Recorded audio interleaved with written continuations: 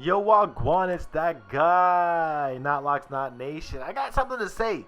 If you are a dread tuber, or if you have dreadlocks yourself, and you got yourself a YouTube channel, and you're not making content, then there's no way I'm going to find your videos to react to them.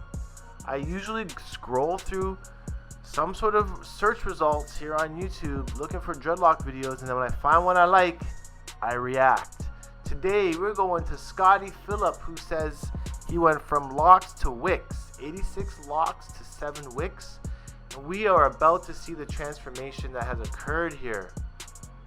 So definitely gonna definitely gonna subscribe to the smaller channels to ensure that we are supporting the nation.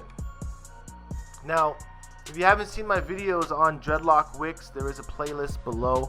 I have been doing some crocheting myself on Wicks, and this dude's gonna show us what he's been working with on his locks. Here with an update on my Wicks. 86 dreads that I turned into 7 Wicks. Updating on it. Crazy, he went from 86 dreads to 7. It's gotta feel a lot different on his head at this point. We can see that these were definitely crocheted. The tips haven't really been closed fully, but they're all super thick.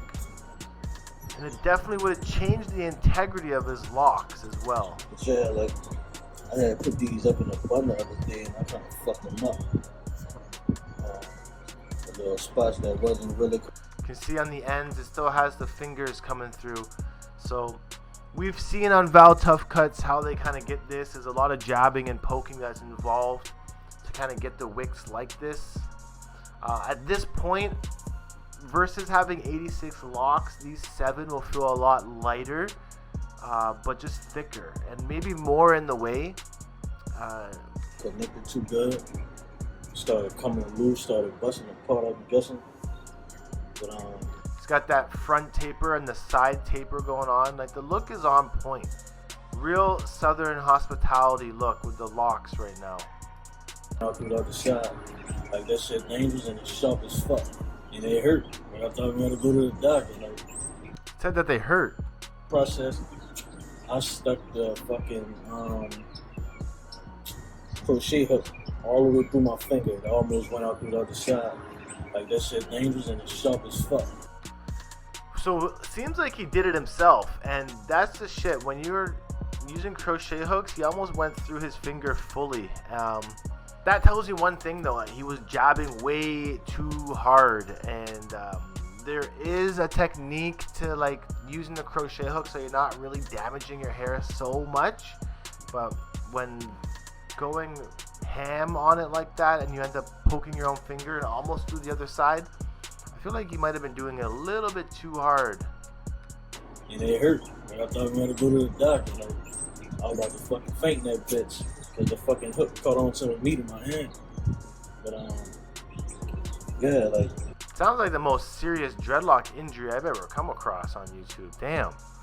I've been getting a lot of questions about styling, too. So there ain't really much I can do with mine. I got 7, so... that's an uneven number. So even if I wanted to, like... Lucky number 7. This is the number of Samson's locks. Yeah, I can do one group. I'll get a picture in it. Seen how easy it was for him to tie them up into a back ponytail? Now he's got them braided as well. And in this shot here, we can really see how the shape of his locks are still seen within the wicks. He's still got the thin locks. So what I know is that like when it's done professionally, they're able to hide that a lot more towards the end, where you can't really tell that they were crocheted together, which in my eyes is really saying that they just go a lot longer with the crochet hook to really blend it in properly.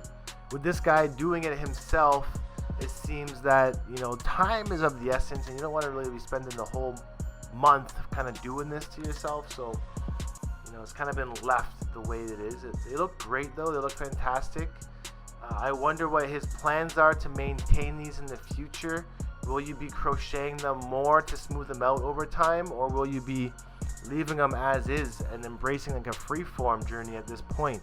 Because that's really what could happen. After crocheting them to be super thick like this, he could just leave them in and let them freeform in from this point out. Like, he's got the option. He's definitely got the option. So 86 Wicks to 7 Locs. Scotty Phillip, just want to kind of see if he has any other videos showing his old set of locks. Locs turned into Wicks. Still need a little work on them. So he's got 2 big dreads at the front, parted right down the middle. You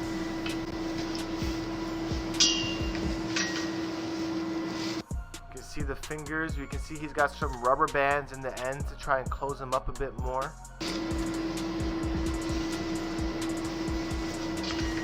I'm loving the thickness that he's been able to achieve. This here actually showing us something.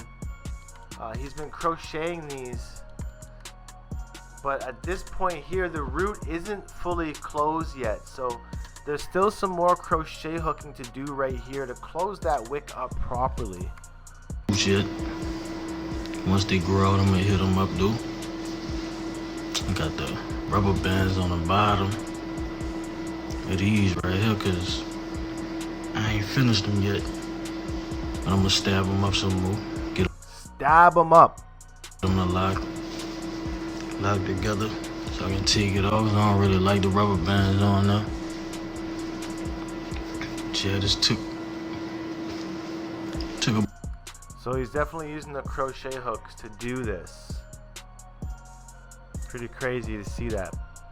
And lastly here, he's got one last video. 5-year-old Locs turned into Wicks. So he was in the 5-year journey before he decided to wick them up.